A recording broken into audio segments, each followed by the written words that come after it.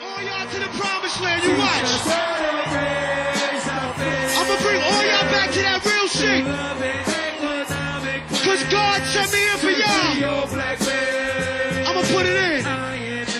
Iron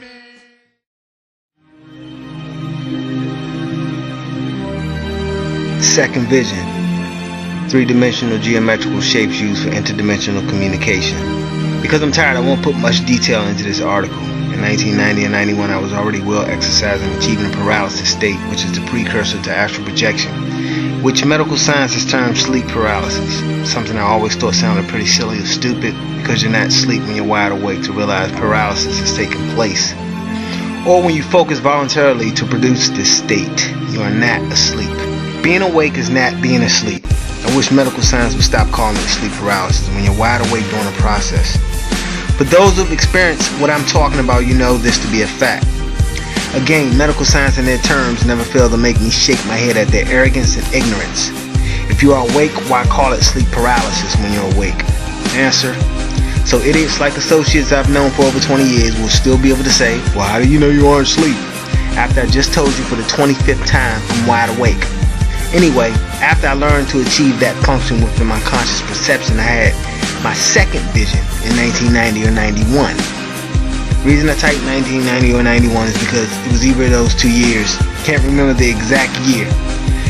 I used to hear the term vision throughout my life and thought it had to do with what people call vivid or lucid dreaming. That's the only thing I could relate a vision to. I know now a vision is nothing near to a dream. So one night I'm in a paralysis state riding the waves of energy, looking into the darkness as the energy is surging through my entire body. I'm focused on the darkness as per usual, and the intensity of the darkness basically grabbed my consciousness and took control of it, and I was sent images of vivid shapes. There were 3 geometrical shapes that instantaneously appeared one by one in the darkness I was observing. These shapes were outlined in a laser blue light which formed each shape. I was wide awake while observing this.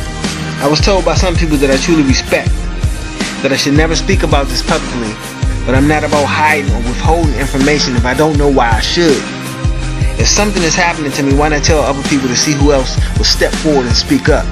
The first image was a 3-dimensional geometrical shape outlined in laser blue light forming an L shape in 3D visual format with 4 squares. Again, I state forming the L like the movement covered by the knight on a chessboard. The second image was an acute triangle with the same laser blue light used to form the first shape.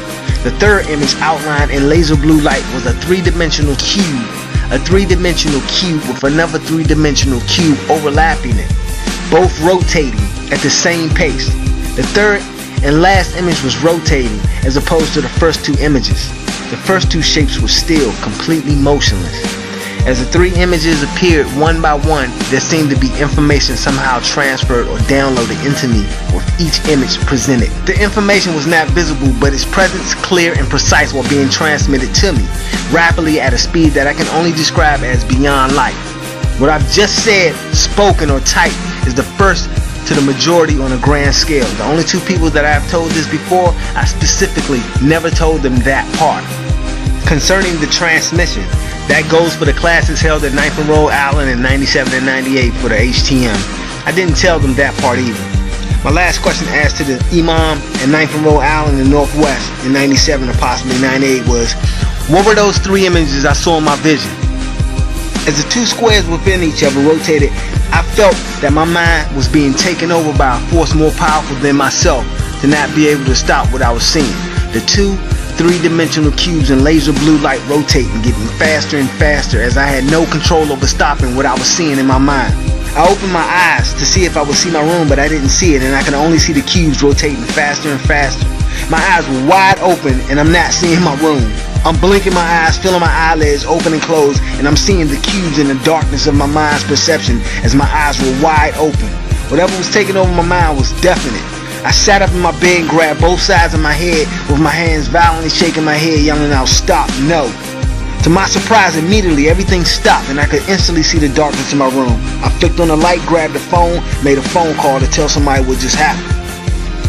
Now, I'm not a fan of comic books. I never have been. So when Hollywood decided to reproduce Stan Lee's Iron Man and a few other comic book characters of his, I didn't instantly hop on the bandwagon like most. You might get the impression that I'm a super fan of science fiction, but I'm not. How to explain that? I'm not a fan of commercialized science fiction, such as comic books recreated for Hollywood's entertainment industry. It's something about comic books turned into movies that just doesn't get me excited, especially when I was never into comic books in the first place. My neighbor from Harlem, whose judgment I trust, told me, yo, go check out Iron Man. Robert Downey Jr. was perfect for that part. So I decided to go check it out. There wasn't nothing else to do in this town, and it turned out to be pretty damn good. Plus, being a fan of Ghostface Killer from the Wu-Tang Clan gave me more incentive. One of Ghostface's aliases is Tony Starks, aka Iron Man. Thus, he had a cameo appearance in the first Iron Man movie with Robert Downey Jr. Iron Man was a great flick. So after Iron Man 2, I decided since Robert Downey Jr. was in the Avengers, I had to go check that out as well. I'm sitting in the theater, and basically at the very beginning of the movie, there sits a blue, three-dimensional cube. What they have termed in the movie the Tesseract. The image of that object displayed on a monitor in that movie is exactly what I saw in 1990 or 91 in my vision. For the exception of the glowing bluish ball of light in the center, the object displayed is the main focal point of the movie. That object displayed in the Avengers is an exact replica of what I saw in 1990 and 91 in my second crystal clear high definition vision that impeded my mind and took over my perception. Again, for the exception of its center glowing, a blue laser three-dimensional square cube overlapping another blue laser three-dimensional square cube. Unlike the movie, in my vision, there were two three-dimensional cubes rotating simultaneously as one. Born Skywalker.